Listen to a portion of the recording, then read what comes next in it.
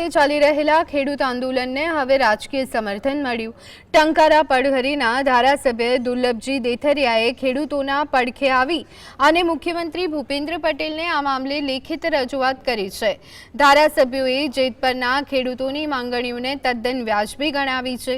તેમણે જણાવ્યું કે મોરબી જિલ્લામાં જમીનોના ભાવ ખૂબ જ ઊંચા છે, તેથી ખેડૂતોને તેમની જમીનનું યોગ્ય વળતર મળવું જ જોઈએ।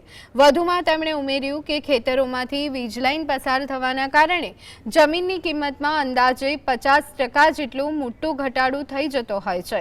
આથી જમીનની બજાર કિંમત નક્કી કરવા માટે જૂની ડીએલબીસી કમિટીને બદલે 21 માર્ચ 2025ની નવી ગાઈડલાઈન અનુસાર એમઆરસી કમિટીની રચના કરવામાં આવે।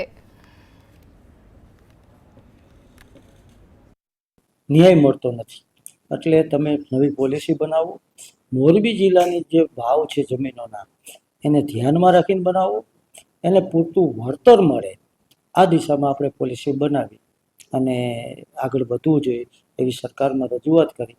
એટલે સરકારે એવું કીધું તો કિસાન આપણા 4-5 જણાને બોલાવીને એના મુદ્દા લઈ અને આપણે ચર્ચા કરીને પોલિસીમાં સમાવેશ